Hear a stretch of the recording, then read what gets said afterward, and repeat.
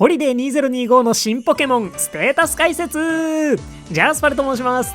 ホリデー2025にて生息が確認されたトゲデマル、ハルクジラ、ホリデータマザラシのステータスが判明したようですし、ホッペスリスリの詳細も多少判明したようなので、皆さんと一緒に確認していきながら解説考察していきたいと思います。解禁初日の情報であるため間違っていることなどはあるかもしれません。補足訂正ありましたら概要欄コメント欄にて追記いたします。ご了承ください。新スキルホッペスリスリを持ってきたトゲデマルや、お腹の上に乗れないほどでかいハルクジラも非常に注目のポケモンなんですが、無課金パル的にはホリデータマザラシが見どころありすぎました。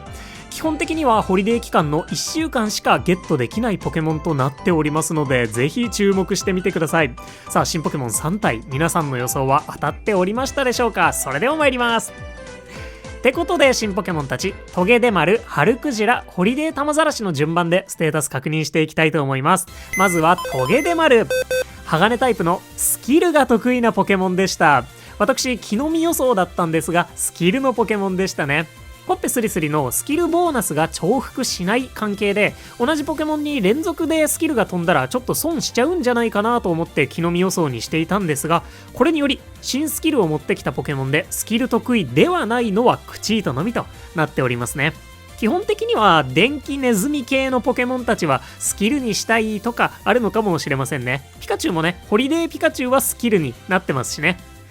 そんなトゲデマルのステータス見ていきましょう。改めまして、鋼タイプのスキルが得意なポケモンです。基礎お手伝いスピードは45分2700秒となっております。こちら鋼タイプとしては最速の1体でありまして、めちゃくちゃ速いです。これ木の実 S とも相性いい可能性がありますね。鋼タイプの木の実ベリブの実はポケモンスリープにおいてドラゴンタイプのヤチェの実に次いで2番目にエナジーの高い木の実となっておりまして、実はボスゴドラに木の実の数 S を持たせてもかなりのパワーが出るんですよね。お手伝い時間3000秒、食材確率 28.5%、 すなわち木の実確率 71.5% のボスゴドラでもです。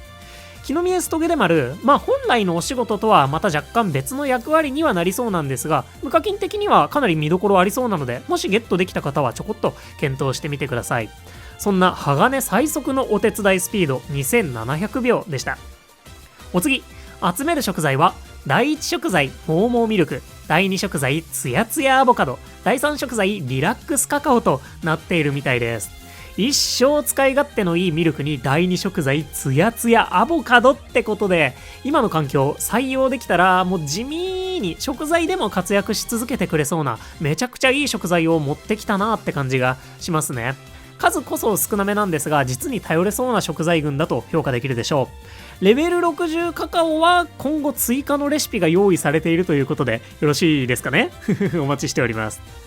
ってことで、木の実面も食材面もしっかり優秀そうなトゲデマルとなっております。そんなトゲデマルのメインのお仕事がホッペスリスリ元気エール S となっております。基本は元気エール S なので、チームの元気が少ないポケモンを回復するのが主なお仕事になりますね。いわゆるヒーラーです。効果量はこちらとなっております。レベル1で9回復、レベル6で35回復となっています。通常の元気エールよりも若干弱めになっておりまして、よく見るとマイナスとも違うんですよね。ってことで、このスキルはやはりこの部分にこそ強さが割かれているということでしょう。ランダムでチームのポケモン1匹の元気を回復する。運が良ければそのポケモンがメインスキル発動可能ボーナスを得るということで、回復してもらったポケモンがスキルを使えるかもしれないっていうロマン法になっております。さすが全国図鑑ナンバー777番。運営さんはね、この鋼タイプの丸っこいのをパチンコ玉かメダルか何かだと思っているのかもしれませんね。で、問題はこの運が良ければの確率なんですが、対象となったポケモンのスキル確率を用いて、トゲデマルのスキルレベル分のお手伝いの回数、ボーナス獲得抽選がされるということです。ちょっと分かりづらかったかなと思うんですけれども、ホッペスリスリのスキルレベル1だとそのポケモンのお手伝い1回分スキル抽選、スキルレベル6だとお手伝い6回分スキル抽選されるということになります。で、1回でも引っかかったらスキル発動可能ボーナスを得るということですね。てなわけで、対象となったポケモンのスキル確率が上がっていれば上がっているほどボーナスを獲得しやすいということですし、ほっぺスリスリ自体のレベルも大いに重要であるってことになるかと思います。そんなわけでスキル確率が高いポケモンとの相性がひとまず分かりやすく良さそうですかね。ゴルダックとかマルノームとかが思いつきますでしょうか。例えばね、スキル確率アップ M のマルノームはスキル確率およそ 9.5% あるみたいなので、スキルレベル6のほっぺスリスリだった場合 9.5% を6回抽選、うち1回でもヒットする確率は 45% ほどあるみたいです。これくらいあるとかなり楽しめそうですよね。逆にスキル確率そのものはかなり低い雷光や炎帝なんかはそこまで相性が良くないってことになるのかもしれません。例えば雷光はスキル確率アップ M を持っていてスキル率 2.6% ほどで、 2.6% を6回だと 14.6% くらい、約 15% と聞くと引けなくもないかクチートの怪力バサミがおよそ6分の1、16.7% とからしいと言われていて、ちょうどね終わってしまったんですけれども、ニュームーンデーのダークライも初日で一発で出現してくれる確率って同じく6分の1らしいと言われているみたいなので、今回一発でダークライを引けた方はいけそうな気しませんかそもそもね、お手伝いブーストとスキルのポケモンであるトゲデマルが相性いいというわけではないんですが、そのあたりはね今後の研究を待ちたいところかなと思います。またトゲデマルを採用した方はスキルのポケモンをゲットするときにお手伝いスピードよりもとにかくスキル率を高めた方がいいということにはさすがになりませんかね上がってたら嬉しいし採用しやすくなるくらいでしょうかね。最近追加されているスキルのポケモンもドンカラス、ストリンダー、イワパレスなんかはドン速高スキル率って感じのポケモンたちなので、そういったポケモンとは特に相性がいいかもしれないってことで、手持ちのポケモンに相性が良さそうなポケモンがいればトゲデマル特に注目してみてください。私はねマルノームがおりますのでちょっとワクワクしております。無課金でトゲデマルを採用できるかどうかというのはさておき、なおほっぺスリスリで得られるスキルボーナスは睡眠リサーチを行うかフィールドを変更するかチーム編成を1体でも変更することで消失してしまうみたいです。通常のスキルと同様でチーム替えは規制されておりましたね。またトゲデマル本人に当たった時の挙動として失敗する的な文言は書かれておりませんでしたので、ほっぺスリスリループは可能かもしれません。そしてほっぺスリスリによるスキルボーナスは重複しませんので、最初にお話ししていた同じポケモンに連続でスキルが飛んでしまった場合にはちょっぴり損をする可能性がありますね。トゲデマルのスキルはなるべく溜め込まずに使っていけるといいのということなのかもしれません。といったなかなかややこしいんですがかなり夢はありそうなメインスキルほっぺスリスリ元気エール S でした。今後ね有用な使い方など研究に要注目ですね。お次、最大所持数は18個となっているみたいです。2500秒のデデンネが19個なので、こんなもんかなっていう感じの量になっておりますね。多くはないですが最低限はあるっていう感じ。食材の数も少なめなので寝ている時にも最低限のスキル抽選は受けてくれることと思います。まずはねトゲデマルがスキルを使ってくれないことにはパチンコが始まっていきませんもんね。私はね2000時間リボンのデデンネがいるんですけど、そこまで行くとかなり優秀だなと感じるのでお休みリボンとの相性は結構いいんじゃないかなと思いますね。といった最大所持数18個でした。最後にゲットに必要なフレンドポイントは16となっております。ここはねプラスルマイナンだけが特例だったということなんでしょうね。ちっこい電気タイプも持っているポケモンなのでもしやとは思っていたんですが、無進化ポケモンのいつものやつフレンドポイント16でした。ってことで特に進化もしないトゲデマルでした。いかがでしたでしょうか。いやー普通にスキルのポケモンでしたね。フレンドポイントも16ですし、木の実方面はそれなりに見どころがありそうで、食材もそこそこ強いけど別にエナジー的には高くないってことで、能力そのものはかなりデデンネとかプラスルマイナンと類似している感じのトゲデマルですね。デデンネの強さは今となっては多くの方が知るところとなっているでしょうし、プラスルマイナンも追加効果を発動した時の強さってちょっと異次元なので、トゲデマルが彼らと肩を並べられるのかとても気になりますね。むしろ肩を並べた方がいいんでしょうか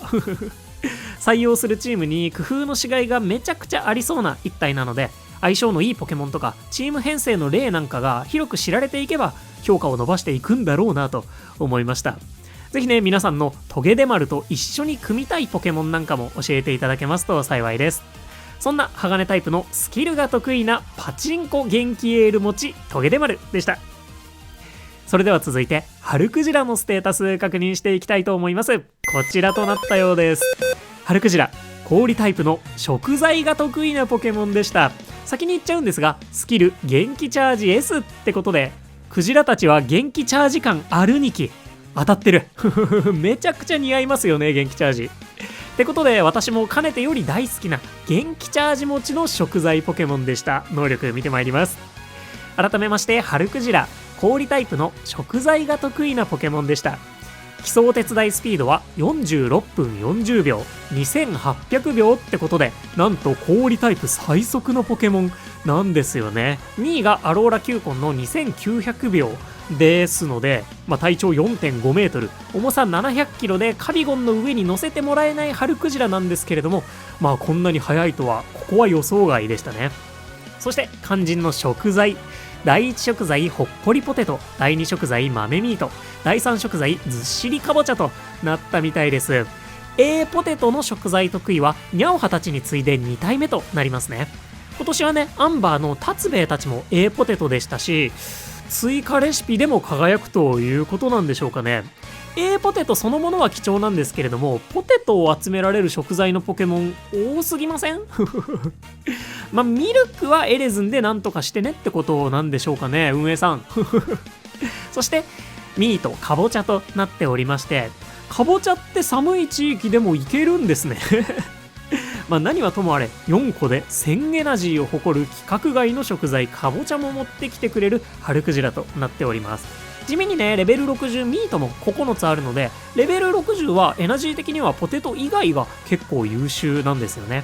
ただし基本的には卯の花雪原にのみに生息しているポケモンになるので、飴を集めるのが非常に困難な一体になることが予想されます。雪の王を育てたという方であればなんとなくお分かりになるんじゃないでしょうかね。パルはね、雪の王を育てたことがないので、雪の王育成エピソードぜひともお待ちしております。参考にさせてください。っ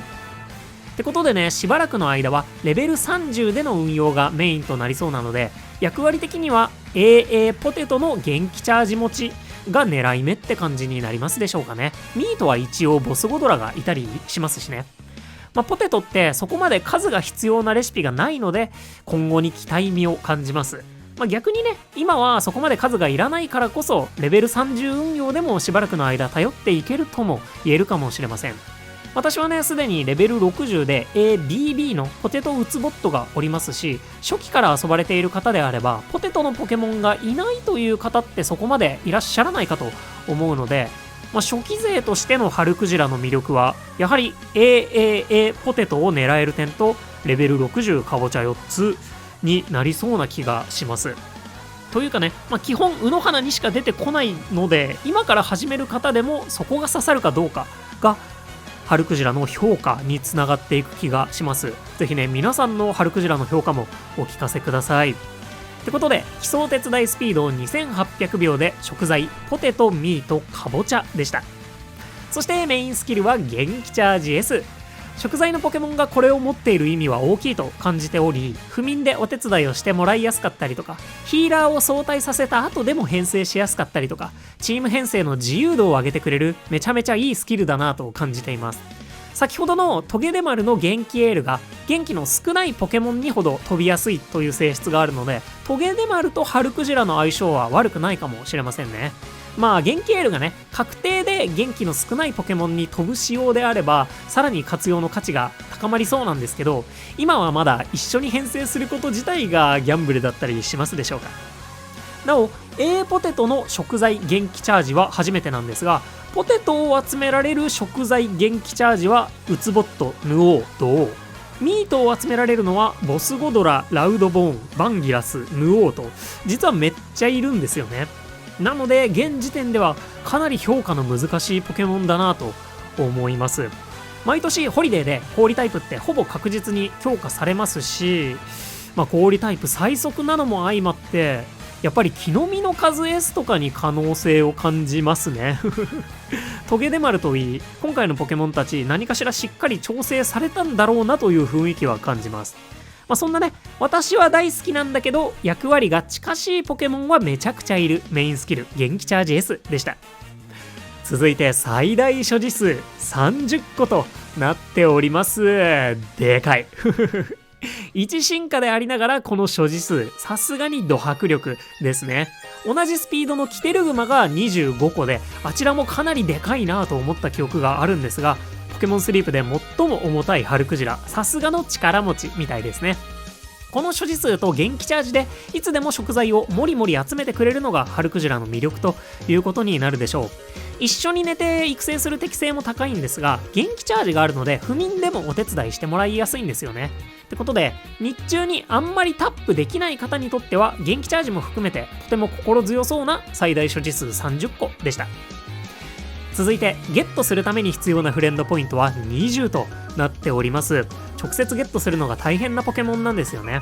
元気チャージ持ちのポケモンって個人的には種ポケモンからの進化を目指したいところなんですが、ハルクジラは直接狙うのも悪くないかもしれません。というのも画面右側、アルクジラからハルクジラへの進化は氷の石と飴80個となっております。ハルクジラ氷の石進化のポケモンなんですよね。氷の石ってゲーム中では1個だけアチーブメントで入手することができるんですが、それ以外は1400スリープポイントで交換する必要があるので、ここがなかなか悩ましいアイテムになっています。他に氷の石進化するポケモンはグレイシアとアローラキューコンがおりますね。しかしながらアイテム進化な分フレンドポイントは20あるし、最大所持数もめちゃめちゃでかい、そんな感じのポケモンとなっております。といったハルクジラでした。いかがでしたでしょうか。やっぱりね、基本卯の花でしか厳選育成できない点と、役割的には似ているポケモンがたくさんいるところ、それでいて進化に氷の石を必要とする点など、なかなか評価の難しいポケモンと言わざるを得ないのかなっていうのがまず最初の率直な感想になります。A ポテトのポケモンが貴重だというのは重々承知の上で、無課金的にはね、鍋拡張ができて出現フィールドも多くて、昨年から遊んでいれば飴もがっつり溜まっているであろうマスカーニャが個人的なティアゴッドなこともあって、ぜひね、ハルクジラの感想や評価、皆さんの評価をお聞かせいただけたらなというところです。私はマスカーニャずっと ABB のミルク個体を探してるんですけれども、A ミルクのポケモンが増えるより先に A ポテトが増えましたね。ってことで、速くてでかくて食材も結構貴重なんだけど、進化もちょっと大変でレベル上げも大変そうで、役割が被りがちなポケモンもいるということで、今後の評価に注目かなと思います。毎年のホリデーと今後氷タイプの伝説ポケモンとかが来た時には一定の評価ができるポケモンなはずなので、ハルクジラの強い使い方、思いついたものを何でも教えていただけますと幸いです。そんな貴重な A ポテトの元気チャージ持ち食材ポケモン、氷タイプ最速のハルクジラでした。さあ、それではお待たせしました。個人的に今回一番の注目株なんじゃないかというのがまさかのホリデー玉ざらしです。ステータス見ていきましょう。玉ざらしホリデー、氷タイプのスキルが得意なポケモンでした。なんとスキルは料理チャンス S です。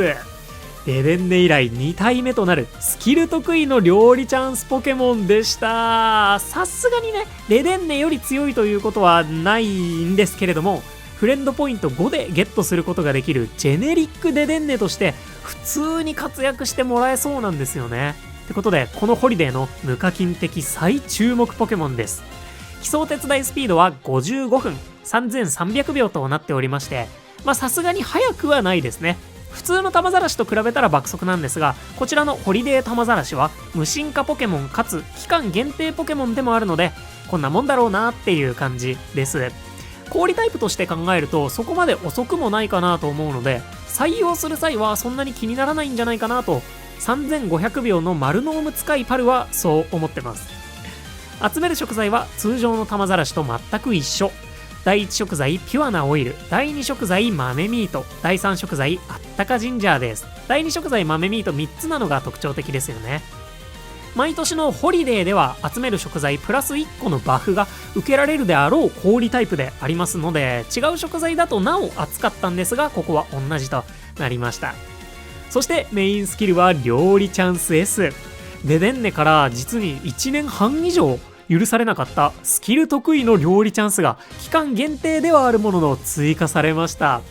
料理チャンスは料理大成功の確率を上げてくれるスキルとなっていて、料理が強くなってから本領を発揮するスキルです。また料理のインフレに勝手に乗っかって今後どんどん強力になっていくかと思うので、弱くなる未来が見えないほどのポテンシャルバケモンスキルだと思っています。料理チャンスが弱くなるときって多分木の実の数 M が出てるとか、もう料理よりはるかに強い何かが出てこないとそうはならないんじゃないかなって気がしますね。さらにスキルレベルも6が最高なので、お財布にもギリ優しい寄りのスキルとなっております。マルノームのスキルレベルは8です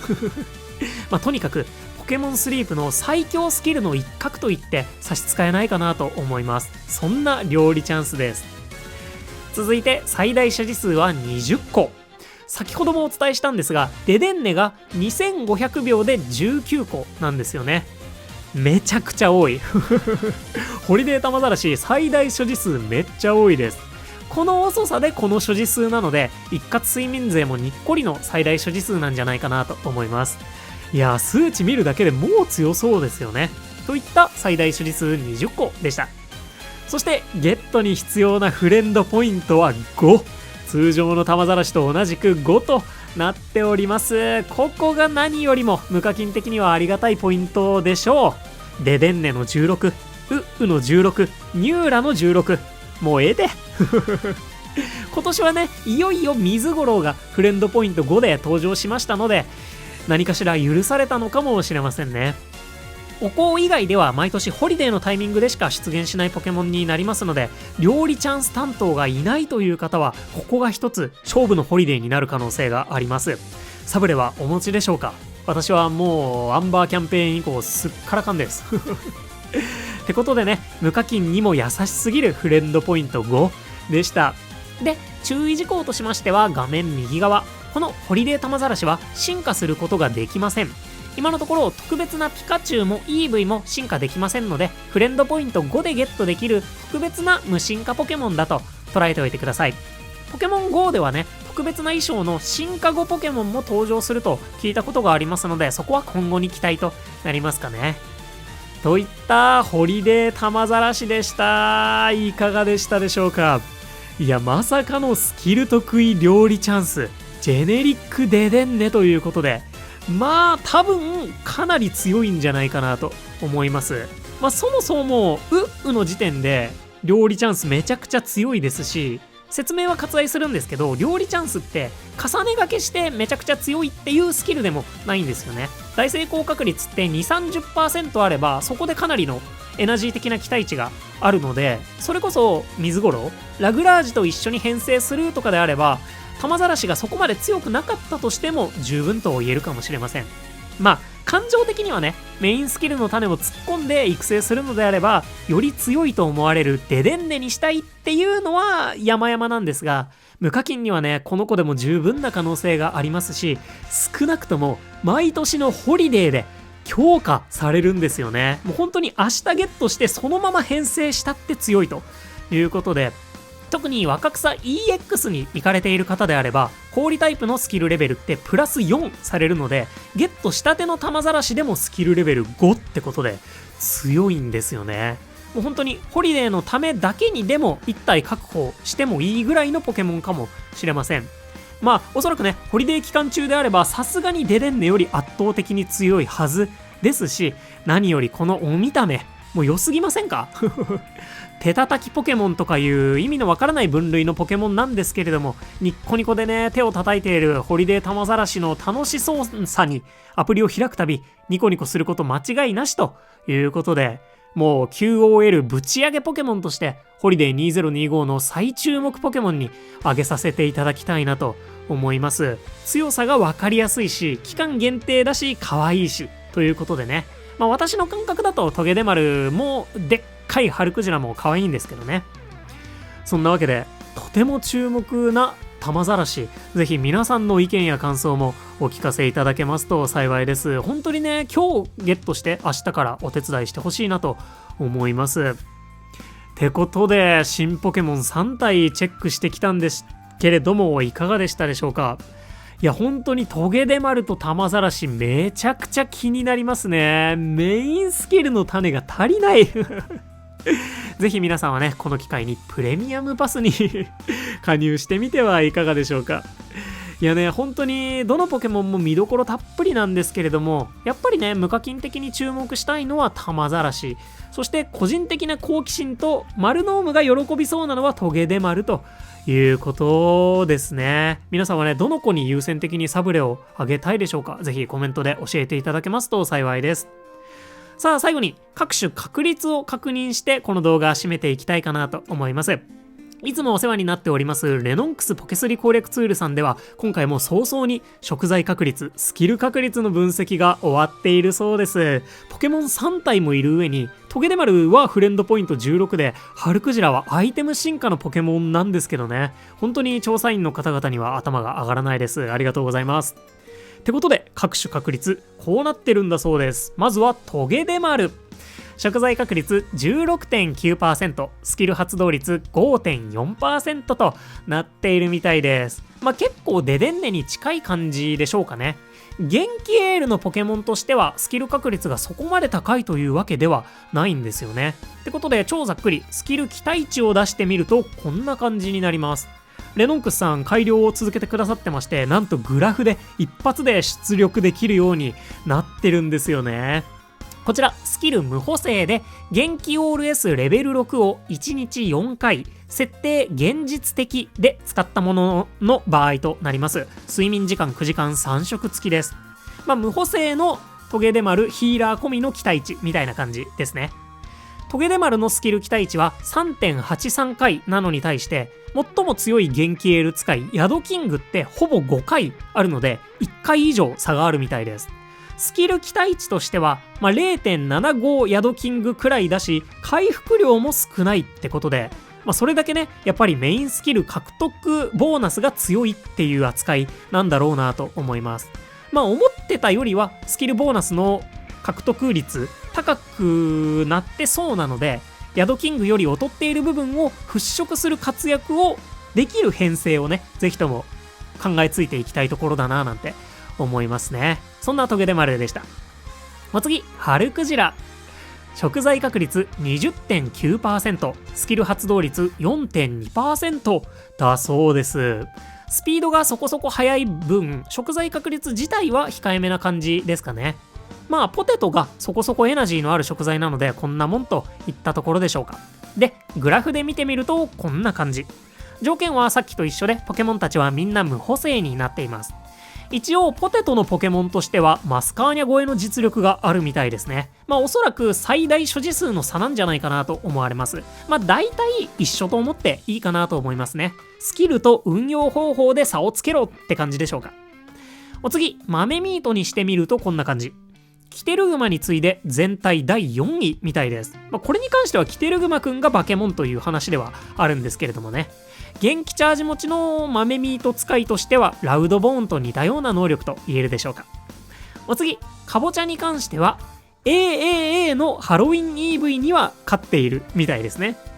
なおね、AAB ミカルゲがおよそ22個、AB ミカルゲレベル30はおよそ20個らしいので、カボチャと一緒にポテトやミートを集めたい時には強いし、元気チャージ持ちのカボチャポケモンとしては見どころがあるという感じでしょうかね。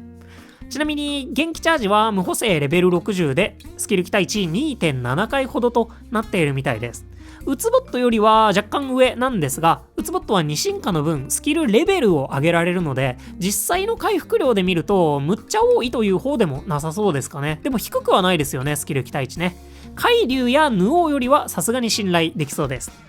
といった感じのハルクジラでした。ラスト、ホリデータマザラシ。食材確率 21.4%、スキル発動率 5.0% となっているようです。そういえばね、デデンネのスキル率が 4.5% なので、ほっぺスリスリの宛先としてはホリデー玉ざらしの方が優秀と言えるでしょうかね。スキルの期待値はこれまでと同条件、無補正で 3.11 回となっているみたいです。さすがにデデンネには勝てなかったんですけれども、堂々の2位にランクインしております。まあ最大所持数が絡むので一概には言えないんですけれども、この数値だけを見るとデデンネより 10% くらい弱くてウより 25% くらい強い、そんなスキル期待値と言えますね。まあ、0.9 デデンネだと考えるとさすがにちゃんと調整されていそうではあるんですが、サブスキル次第ではしっかりと活躍してもらえるでしょうし、なんといってもフレンドポイント5、まあ一応ねデデンネより3倍ゲットしやすいので、やっぱりね悪くない気がするんですけれども、いかがでしょうか。ちなみにもちろんね、ホリデーのボーナスがかかれば玉ざらしが1位になります。まあ、0.9 デデンネに 1.25 倍スキル率足したらそりゃ強いよねっていう感じですし、 EX であればさらに玉ざらしのお手伝いスピードまで 10% 速くなって、デデンネは逆に 15% 遅くなってしまうでしょうから、もうホリデーではホリタマちゃんの独壇場かもしれませんね。ちょっとねハロウィン EV とかもなんかそんな感じになったら楽しいんですけどねってことで、それなりに強そうだし、ホリデーではめっちゃ強いホリデー玉ざらしでした。といったホリデー2025の新ポケモンたち、いかがでしたでしょうか。もう本当にね、1年を締めくくるのにふさわしい、非常に魅力的なポケモンたちが追加されたなと思います。スキルがとにかく好きって方とか、プレミアムパスに入っていてメインスキルの種それなりにあるぜっていう方は、ぜひトゲデマルを狙ってみてほしいなと思いますし、でかいポケモン大好きなんだよっていうね、パルみたいな方はぜひハルクジラを狙ってもらいたいですし、そしてホリデーにて最強の料理チャンス使い、ホリデー玉ざらしもこの機会にぜひゲットしてもらえたらなと思います。1週間限定なの寂しいホリデーではね、色違い確率も上がっておりますので、皆さんの元に色違いの神個体が眠りに来ることを願っております。そんなホリデー2025の新ポケモンステータス解説でした。意見、感想、評価等々たくさんお待ちしております。ということで、ここまでご視聴いただきまして誠にありがとうございました。お相手パルでした。よろしければ動画にグッドやハイプで応援いただけますと動画制作の励みとなります。いつも本当に応援ありがとうございます。今後ね、さらに彼らの深掘りをした動画も作っていきたいなと思っておりますので、ぜひともチャンネル登録もよろしくお願いいたします。それでは開幕したばかりのホリデー2025、バッチリ夢のかけらを稼いで新年へ備えましょう。そして雨ブーストをされる予定の方はお忘れなく。今日も元気にいってらっしゃい。またね、バイバーイ。